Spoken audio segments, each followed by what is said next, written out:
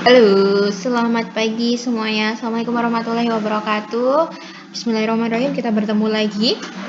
Mungkin kali ini saya akan melakukan review terhadap soal-soal OC, tapi ini saya baru mereview 4 ya. Ini yang saya ingat di tahun kemarin mungkin terkait dengan farmasi klinis, karena yang saya ingat baru 4. Mungkin nanti ketika akan nambah lagi gitu, mungkin nanti di video berikutnya. Oke. Nah, di sini mungkin nanti saya juga akan menambahkan beberapa bagian terkait dengan tips ya. Apa sih yang harus kalian lakukan ketika kalian itu OSC gitu. Kan biasanya nih kalau OSC ini masuk ruangannya aja udah kerasa hawanya berbeda gitu ya. Udah deg-degan, apalagi lihat pintu-pintunya ini udah kayak aduh, udah berjejer banyak ya pintunya. Terus nanti belum lagi nih overthinking soal-soalnya bagaimana. Itu biasanya seperti itu membuat kalian itu awal-awalnya jadi kayak tremor duluan untuk mengerjakan kayak gitu kan. Tapi nggak apa-apa sih, manusiawi, wajar teman-teman ketika kalian menghadapi suatu hal seperti itu. Yang penting kuncinya adalah kalian santai. Tapi saya nggak munafik ya, karena santai pun kalau udah di ruangan ujian itu susah gitu. Oke, langsung aja. Uh, ini beberapa tips ya, bukan tips sih sebenarnya, seperti kalau yang kalian kerjakan deh besok dari saya, tips-tipsnya apa yang harus diperhatikan itu seperti ini. Nah, yang pertama nih, perhatikan baik-baik. Yang pertama itu instruksi dosen yang diberikan. Instruksinya itu apa? Jangan sampai kalian salah ya. Perhatikan ketika kalian dikasih waktu 10 menit, perhatikan tiap belnya itu apa gitu, perpindahan. Jadi kan ada 1 menit pertama, kemudian 1 menit pertama itu kalian baca soal di depan, kemudian baru masuk, kan ada belnya tersendiri, kemudian masuk mulai mengerjakan, kemudian 3 menit terakhir kayak gitu kan. Terus habis itu waktu habis, mungkin nanti kalau ada yang berbeda ya, saya mohon maaf ya, karena saya lupa ingat ini terkait dengan OSC ini bagaimana. Nah, itu instruksinya tolong diperhatikan. Terus habis itu rute. Penting nih, kalian teman-teman jangan lupa perhatikan rute arah kalian. Nah, setelah dari pos 5 nih kalian ke pos berapa? Setelah dari pos 1 kalian ke pos berapa? Kayak gitu. Perhatikan tanda panah. Biasanya kalau di tempat saya itu kemarin ada tanda panah. Jadi tanda panah masuk itu panahnya berwarna apa, kalau keluar warnanya apa. Perhatikan itu, oke? Yang kedua, instruksi soal yang diminta apa? Apakah disuruh mempraktekkan, menghitung, atau apa? Jadi, setiap soal itu instruksinya tidak sama. Jadi, perhatikan baik-baik nih teman-teman. Terkadang seperti soal industri, kalian tidak disuruh mempraktekkan nih, tapi kalian cuma disuruh untuk menganalisis, untuk menghitung misalnya. Tapi jebakannya, nah ini jebakannya di depan kalian ini ada alat-alat dan juga bahan-bahan untuk dilakukan praktikum. Sedangkan di dalam soal itu tidak ada perintah untuk melakukan, hanya untuk mengerjakan yang sesuai kayak teori atau menghitung gitu. Jadi kalian tidak perlu untuk mempraktekkan.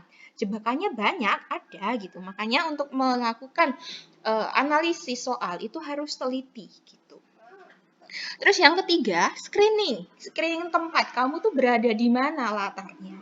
Apakah kamu itu ada di apotik, ada di rumah sakit, atau ada di industri? Oke. Kalau di tempat saya kemarin itu terkait dengan latar itu bisa dilihat dari apa? Dari background. Jadi mungkin ada yang berbentuk banner, jadi banner entah itu banner QC atau banner industri, kemudian banner apotik, ataukah latar kita di belakang itu ada banner rumah sakit. Selain itu kita bisa lihat apa yang ada di depan meja kita. Jadi misalnya nih ada obat-obat atau misalnya ada alat-alat. Nah, alat-alat itu kan berarti logikanya kalau kita mempraktikkan tube, salep atau sebagainya itu ada di industri. Kemudian untuk obat-obat berarti bisa di rumah sakit atau di apotik gitu. Selain screening ini bisa dilihat dari apa teman-teman? Bisa dilihat dari soal. Jadi ketika kalian sudah membaca soal nih, kalian udah nangkep. Oh, soal ini saya diminta seperti ini. Berarti seperti ini saya berada di mana? Seperti itu kan? Terus habis itu yang keempat, perhatikan baik-baik pada soal apakah akan ada kelanjutan, misal titik-titik-titik pada lembar kedua. Nah, artinya teman-teman, nanti akan ada lembar kedua yang harus dikerjakan. Berarti di sini teman-teman harus pinter-pinternya mengatur waktu gitu. Kalau saya kemarin ketika lembar 1 itu saya belum selesai mengerjakan nih 3 menit terakhir, tapi saya cepet-cepet gak. Udah saya karena soalnya agak susah, jadi isi aja semampu saya, sebisa saya serahkan ke penguji 3 menit terakhir. Ternyata saya dapat lembar kedua nih. Gitu. Jadi ada 2 lembar yang harus saya kerjakan gitu. Jadi kemarin-kemarin itu ada yang cuma mengerjakan 1 lembar atau 2 lembar kerja. Jadi berbeda. Jadi beda instruksi, nanti itu juga beda lembar kerjanya. Jadi di situ teman-teman harus jeli, harus perhatikan soalnya nanti diminta apa kayak gitu. Terus lembarnya juga akan ada berapa gitu. Terus yang ketiga nih, nah ini tips dari saya nih, bukan saya sih sebenarnya, dari yang dijelaskan dosen coba saya terapkan kayak gitu. Nah, yang harus dilakukan, pertama apa? Berpenampilan rapi. Kenapa? Ini menambah nilai loh teman-teman. Ya, yang saya sampaikan ini nanti kemungkinan akan ada untuk menambah nilai gitu. Jadi saya penampilan rapi karena kan kita harus profesional ya. Profesional di sini kita sebagai apoteker kita harus profesional. Gimana caranya untuk profesional? Pertama penampilan harus rapi. Jadi jas apoteker ketika kalian gunakan OC jangan lupa disetrika dulu, harus rapi. Jangan kumuh ya. Terus apabila teman-teman itu berjilbab, jilbabnya lebih baik dimasukkan, jangan tengklewer kayak gitu. Kalau enggak dipeniti di antara pundak gitu, terus kalian masukkan ke dalam jas. Jadi akan terlihat rapi teman-teman nanti. Oke. Terus habis itu kalau nggak pakai jilbab gimana? Diusahakan rambut itu rapi. Dikucir kah atau diusahakan rapi. Jangan sampai menghalangi pemandangan teman-teman. Oke, terus habis itu yang kedua, ketika akan masuk ruang ujian, setelah bel berbunyi, jangan lupa untuk mengetuk pintu, ucapkan salam dan tersenyum. Walaupun teman-teman itu menggunakan masker, tetapi ekspresi itu akan terlihat. Nah, ini poin penting juga teman-teman. Mungkin ada yang beberapa yang tidak melakukan, mungkin saking grogi paniknya. Jadi ketika kalian teman-teman itu ketok pintu nih, ucapkan salam. Atau kalau yang muslim assalamualaikum, kalau misalnya enggak, selamat pagi gitu kan sambil tersenyum. Karena apa? Itu juga menunjukkan profesionalisme kerja kalian kayak gitu. Terus habis itu yang ketiga screening ya. Terkait screening itu yang sudah saya bilang tadi di mana kita berada lokasinya. Oke, kalau QC industri, nah ini kalau di tempat saya itu misalnya nih lakukan pengujian. Logikanya pengujian itu menggunakan apa? Jas lab, kemudian masker, kemudian menggunakan sarung tangan. Oke, kalau di tempat saya jas itu menggunakan manekin atau menggunakan gambar. Jadi nanti kita di situ harus pura-pura nih pakai jas. Jadi kita ambil pura-pura terus dipasang. Masker karena kita udah pakai masker kan sekarang, jadi masker pura-pura dipasang. Kemudian sarung tangan juga. Nah, tapi setelah selesai pengerjaan teman-teman nanti jangan lupa nih semuanya harus dilepas, jangan sampai ke bawah kayak gitu. Biasanya ingat makainya tapi lupa ngelepasnya gitu. Oke, kemudian jika latar di apotek atau di rumah sakit semua bisa menyesuaikan ya. Jadi nanti screening itu jangan lupa. Oke, yang kelima berperilaku sopan. Misalnya dalam penggalian informasi atau memberikan informasi kepada pasien menggunakan bahasa yang halus dan bahasa yang sopan.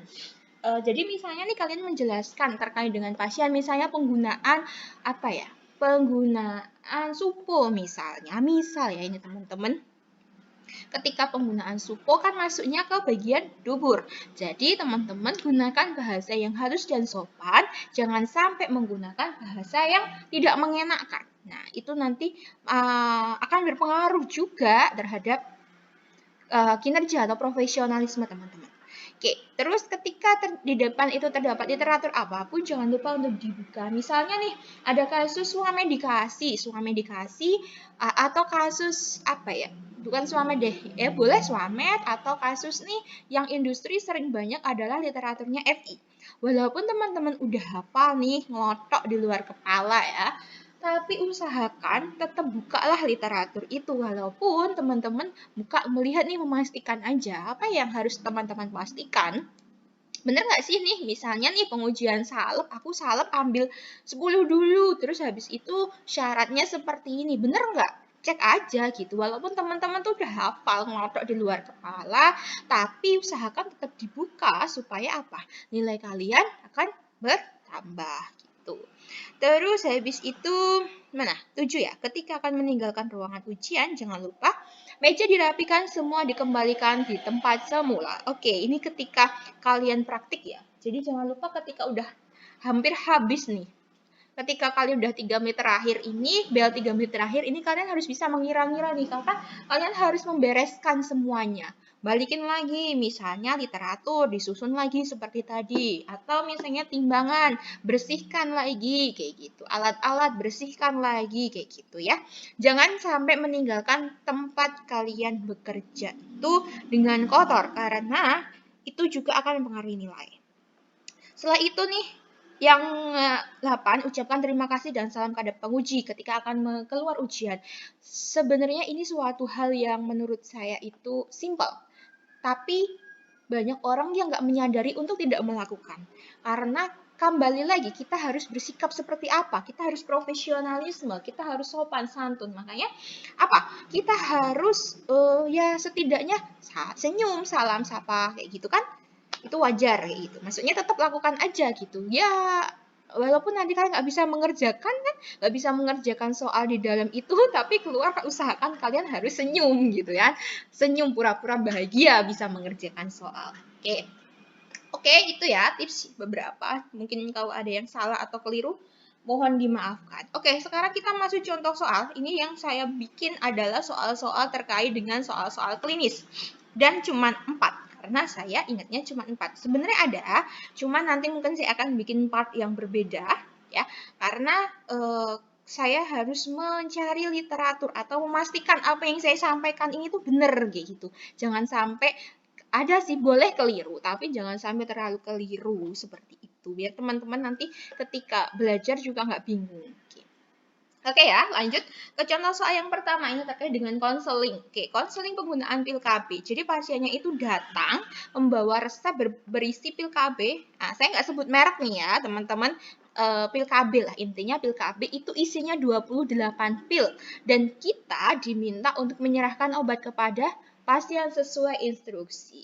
Oke, mungkin di tempat kalian atau saat S1 ya, dimanapun teman-teman kuliah gitu, pasti diajarin yang namanya konseling, KIE. Konseling informasi edukasi. Nah, itu pasti kan diajarkan kan apa yang harus dilakukan. Pertama, menyapa pasien. Kedua, kita harus apa? Penggalian informasi. Menyapa pasien terus dipersilakan untuk duduk, meminta waktu pasien. Untuk penggalian informasi. Kemudian kita tanya terkait penggalian informasi itu, nama pasiennya, alamat, usia, nomor telepon, kemudian keluhannya bagaimana, kayak gitu kan. Terus habis itu riwayat sebelumnya, alergi, itu penting, tanyakan semuanya. Oke, jangan lupa nih tiga poin penting terkait dengan three prime question. Three prime question teman-teman ingat apa? Three prime question itu adalah apakah dokter sudah menyampaikan terkait dengan obat yang diberikan kepada pasien? Kemudian apakah dokter sudah menyampaikan terkait dengan harapan setelah mengonsumsi obat yang diberikan? Terus dokter sudah menjelaskan belum obat yang diperoleh pasien itu apa? Terus tujuannya apa? Untuk apa obat yang diberikan itu? Jangan lupa three prime question-nya ditanyakan. Oke. Jadi di sini poin pentingnya adalah penggalian ya. Jadi penggalian informasi. Kemudian apa yang paling penting adalah three prime question. Oke, jangan lupa three prime question-nya dijalankan. Silakan nanti dicek lagi gimana untuk penggalian informasi dan three prime question-nya. Kemudian setelah oke nih. Nah, kalau saya gini, kalau misalnya udah ditanyakan nih, digali selesai gitu, pasiennya kita ulangin lagi. Maksudnya kita rangkum gini. Mohon maaf misalnya Ibu X, Ibu Yuni deh. Ibu Yuni jadi keluhannya seperti ini, terus ibu datang ke dokter ya ibu, dapat resep ini, kayak gitu. Keluhannya seperti ini, apakah sudah sesuai atau masih ada yang perlu dikoreksi gitu. Kalau misalnya pasiennya udah, oh iya mbak benar gitu, oke persilakan pasiennya untuk menunggu. Ya, teman-teman mempersilahkan pasien duduk, mempersilahkan pasien untuk menunggu. Itu suatu hal yang sebenarnya sepele. Tapi kalau kalian tidak melakukan, kayak kurang lengkap aja sih, kayak gitu. Kan itu sebenarnya kayak, ya kita gimana sih caranya untuk menghargai pasien, itu seperti apa, kayak gitu. Nah itu tuh poin-poin penting, kayak gitu.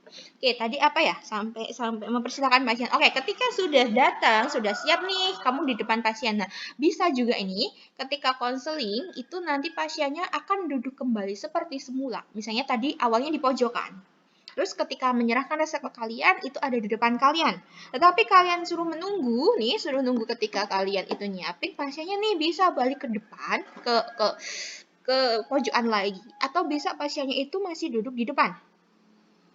Nah, kalau misalnya pasiennya kembali duduk seperti semula, teman-teman silakan panggil. Jadi, silakan Bapak, silakan Ibu Yuni, atau silakan Ibu siapa gitu. Kalau sudah datang nih, pasiennya sudah ada di depan kalian, sudah duduk, ucapkan terima kasih. Terima kasih kesediaannya atas terima kasih kesediaannya untuk menunggu, gitu. Oke, ketika sudah, sampaikan kepada pasien terkait dengan obat yang didapat itu apa, cara penggunaannya bagaimana. Terus habis itu bagaimana efek sampingnya, apa yang terjadi ketika lupa, dan sebagainya. Oke, terus jangan lupa juga ketika pasiennya itu sudah mau pulang nih, ucapkan terima kasih, semoga lekas sembuh. Terus kalian kasih, ibu nanti kalau misalnya dalam beberapa hari ini atau membutuhkan informasi lebih lanjut, saya berikan kartu nama terkait dengan nomor apotik, nanti bisa hubungi via WA atau telepon di nomor yang sudah tertera di bawah ini gitu. Terus kalau kasusnya itu pil KB gimana? Pil KB yang 28 pil? Oke, kalau yang 28 pil berarti dia ada pil placebo-nya dan juga ada pil isi. Jadi ketika ini misalnya sampaikan, makasih Ibu atas kesediaannya untuk menunggu, obat yang diperoleh adalah obat X. Nah, obat ini nanti digunakan untuk menunda kehamilan, mencegah kehamilan gitu kan. Nanti obatnya digunakan ya Ibu, digunakan pada hari pertama haid. Jadi nanti ada warnanya Bu. Misalnya nih, misalnya ya teman-teman, obat yang pertama itu selama beberapa hari itu warnanya pink. Jadi ini diminum urut ya Ibu, setelah ini. Nah, Ibu nanti apabila dalam misalnya nih Ibu hari kemarin itu lupa, terus hari ini teringat untuk minum pil, maka segera minum 2 ya Ibu. Kemudian nanti kalau misalnya Ibu hari ini ada hari Senin misalnya, terus kemarin hari Sabtu Ibu lupa, Minggu juga lupa. Nah, itu yang 1 pil dibuang aja Ibu, kemudian langsung Ibu pada saat itu juga minum 2 pil. Oke, minum 2 pil, setelah itu Ibu ditambah dengan kontrasepsi tambahan dengan kontrasepsi non-hormonal seperti kondom dan sebagainya gitu. Jelaskan efek sampingnya juga teman-teman terkait dengan, kan ini obat hormonnya, mungkin nanti akan mempengaruhi terkait hormonnya juga. Misalnya bisa jadi Bu nanti menggunakan ini berjerawat atau bagaimana, atau moodnya kurang stabil seperti itu. Tapi ketika efek sampingnya tidak parah, tidak apa-apa. Tapi ketika nanti Ibu merasakan suatu hal yang membuat Ibu tidak nyaman atau semakin parah, segera kunjungi dokter ya Ibu untuk berkonsultasi dan sebagainya, disampaikan. Sama seperti ketika teman-teman konseling, teman-teman sudah jago semua konseling ya. Jadi bisa lah untuk konseling itu tahap-tahapnya itu bagaimana gitu. Oke, nanti untuk pembahasan soal saya nggak banyak nulis ya, karena lebih saya suka ngomong. Jadi kalau nulis itu agak lama bagi saya. Jadi mungkin teman-teman silahkan didengarkan dulu maksudnya gimana. Semoga teman-teman nangkap ya. Jadi kalau misalnya nanti ada koreksi atau nanti ada yang ingin tanyakan, tulis aja di kolom komentar bawah. Oke? Terus habis itu udah ya, 3 prime question. Ingat 3 prime question, poin penting. Terus udah ketika konseling, oh ya kemarin di konseling itu saya obat sudah tersedia, resep, pasien datang dengan resep nih, obat sudah tersedia beserta etiketnya. Jadi kita tinggal menyerahkan gitu, terus ada lembar checklist konseling, jangan lupa untuk pasien dimintain tanda tangan di bagian bawah gitu. Oke?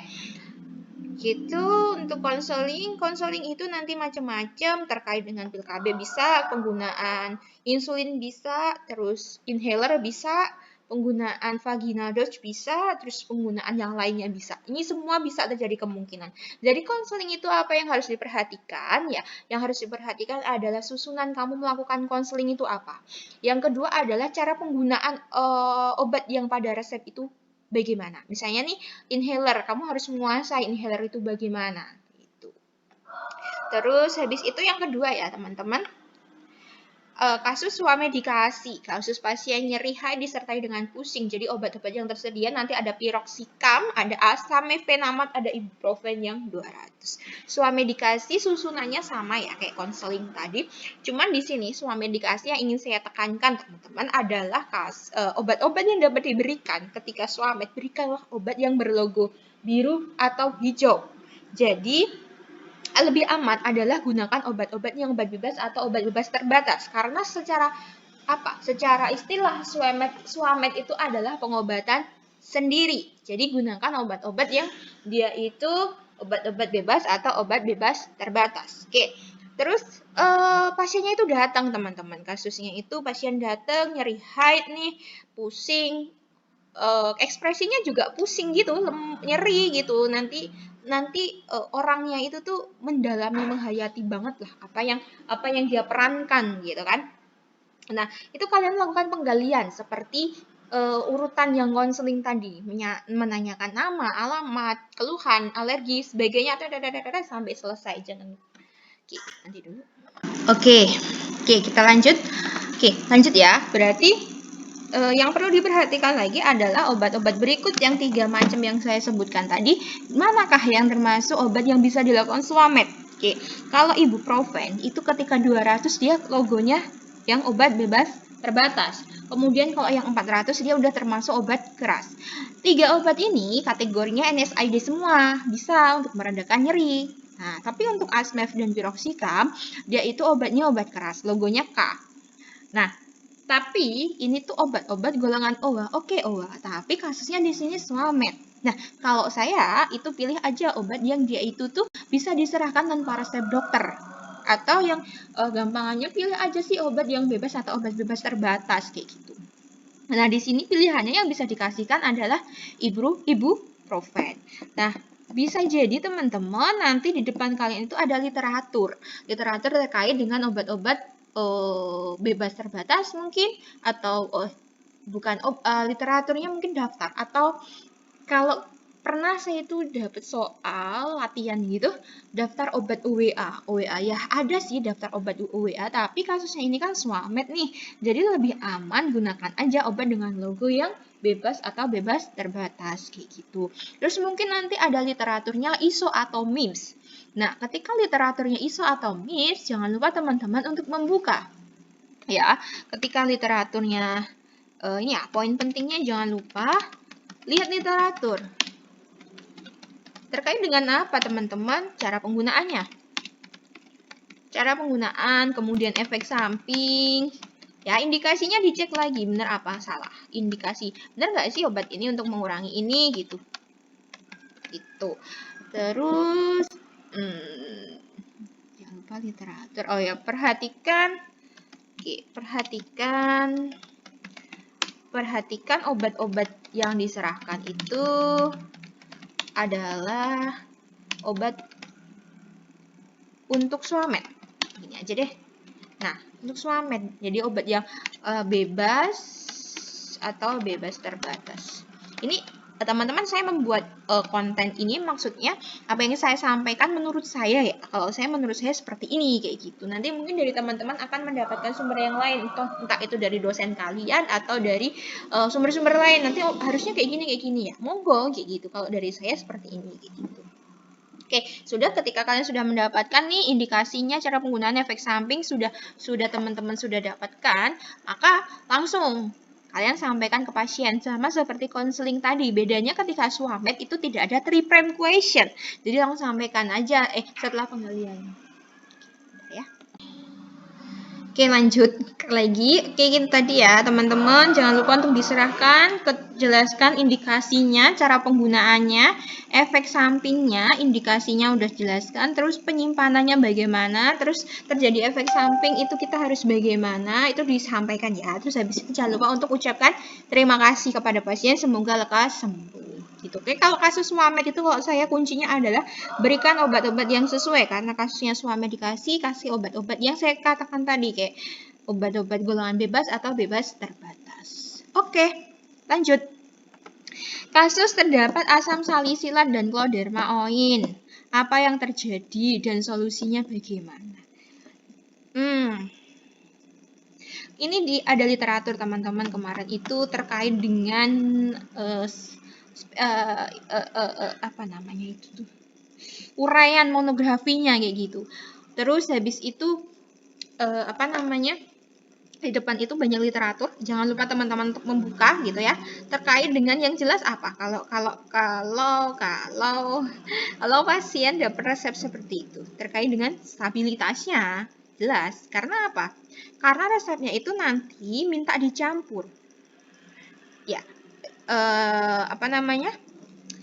Asam salisilat ini dicampur dengan cloderma. Cloderma itu nama isinya apa? Clobetasol.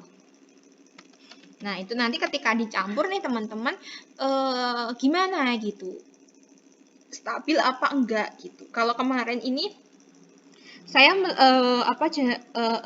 namanya mencari literatur, asam salisilat dan clobetasol itu tidak bisa dicampur karena dia akan terjadi apa ya namanya, pencampuran yang namanya saya lupa. Yang pokoknya intinya dia nggak bisa campur dua-duanya kayak gitu kan. Jadi solusinya gimana gitu? Solusinya adalah diberikan secara terpisah atau kalau di konsultasi dokter mungkin bisa diganti dengan obat lain. Tapi kalau kasusnya seperti ini, kalau saya solusinya adalah pemisahan obat. Jadi obatnya tidak dicampur, asam salisilat jangan dicampur sama cloderma kayak gitu. Karena isinya kan clobetasol nih, namanya campuran autentik atau campuran apa ya namanya? Saya lupa. Itulah pokoknya ya. Intinya nggak bisa dicampur.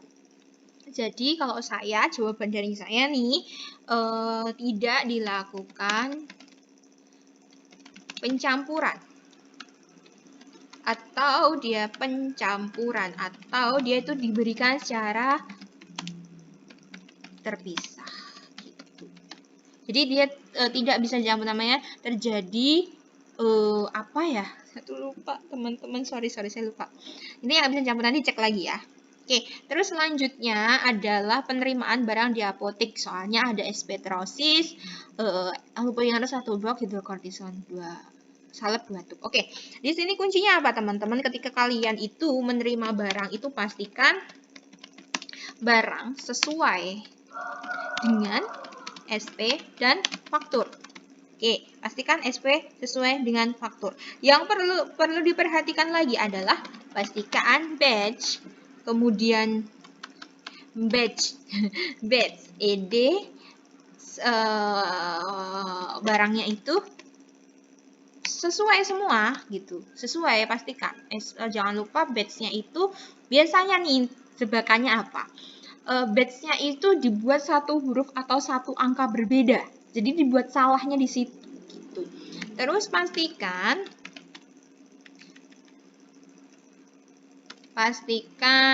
barang itu utuh. Jadi kemarin itu jebakannya adalah barangnya itu sudah terbuka. Udah apa plasternya itu terbuka gitu loh. Kan nggak boleh, harusnya plasternya masih tertutup gitu. Terus pastikan ED-nya itu sesuai. Maksudnya gini teman-teman. Jadi ketika kita menerima barang ini tuh barang ketika ada kan kita kebijakannya kita menerima barang dengan batas ED maksimal atau minimal berapa? Minimal berapa deh minimal? Misalnya nih 1 tahun. Jadi ketika barang itu ED-nya sekarang kan Januari nih, ED-nya Februari 2023 ya jangan diterima gitu kan. Jadi itu ditolak nanti.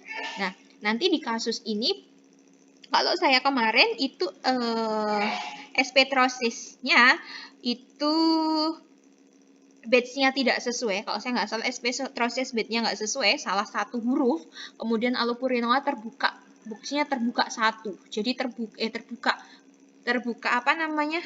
Klasternya terbuka, hidrokortisonnya sesuai. Jadi yang keterima cuma hidrokortison.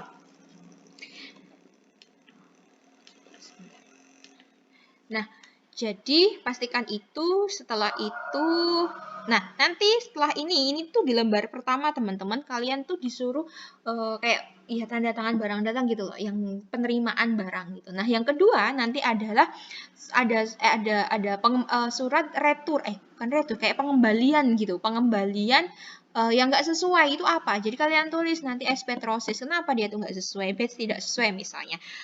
Harusnya apa, terus ternyata malah apa, kayak gitu jumlahnya ada berapa. Kalau saya nggak salah seperti itu. Jadi pastikan kuncinya di sini apa teman-teman, sesuaikan nih antara barang, SP sama batch ED-nya kayak gitu. Terus nanti kalau udah teman-teman udah isi semuanya, jangan lupa serahkan ke penguji. Nah, apa lagi ya yang sering harus jeli itu, kadang tuh kita nggak ngehnya itu hal-hal simple sebenarnya teman-teman. Kalian harus ngeraba gitu loh. Kalau kemarin box itu saya sempat nggak karena saya nggak sempat buka, nggak sempat ngelihat ke box, nggak sempat ngeh ke box kalau itu boxnya udah terbuka gitu. Kan ya pikirnya udah sesuai, dia udah sesuai, jumlahnya sesuai, ya udah kan diterima. Tapi ternyata hal simple nih, seperti apa namanya, terbuka ininya boxnya, klasternya udah terbuka. Ini hal yang sepele yang nggak saya cermati, ternyata kok malah membuat membuat gelo gitu loh. Tau nggak bahasa Jawanya gelo? Ya kayak kan kecewa sih, tapi kayak ya gitulah. Intinya yang kita menjadi aduh kok kayak gitu simple tapi kok nggak kayak gitu. Tuh. Oke, mungkin gambaran dulu 4 ya teman-teman terkait dengan soal-soal OSCE. Nanti kalau misalnya saya salah dalam menyampaikan, silahkan nanti dikoreksi. Mungkin teman-teman bisa koreksi atau sama-sama saling koreksi. Terus mungkin nanti di part selanjutnya nanti saya akan coba ingat-ingat lagi terkait dengan soal OSCE lainnya. Yang penting kalian ketika mengerjakan itu fokus. Oke, fokus. Apa sih fokus? Jangan lupa berdoa, screening jangan lupa ya, screening ruangan. Terus pastikan kalian itu sopan, senyum, salam sapa, dan ucapkan terima kasih kepada siapapun, penguji ataupun kepada pemeran ininya yang datang ke apotek itu. Itu ada yang ingin ditanyakan mungkin di sini? Di kolom komentar aja ya teman-teman, nanti ditanyakan ya, atau koreksi deh boleh, gimana yang nggak sesuai mbak, atau kok kayak gini, kemarin taunya saya kayak gini, kayak gitu. Nggak apa-apa, koreksi aja, kita sama-sama belajar, kita tidak saling menggurui. Kalau saya salah silahkan dikoreksi, kalau misalnya teman-teman ada yang ingin ditanyakan silahkan ditanyakan, selagi saya bisa jawab atau selagi saya masih, mungkin kalau misalnya nanti nggak bisa jawab saya akan lempar, atau mungkin saya jawab maaf tidak tahu, tapi kalau bisa jawab saya akan jawab. Oke teman-teman, terima kasih atas partisipasinya. Jangan lupa subscribe, like, komen, terus kasih tahu nih teman-teman yang lainnya untuk melihat video-video saya. Semoga lancar OSCE-nya, semoga berhasil. Jangan lupa untuk tetap semangat dan selalu optimis. Bye, selamat pagi, assalamualaikum warahmatullahi wabarakatuh.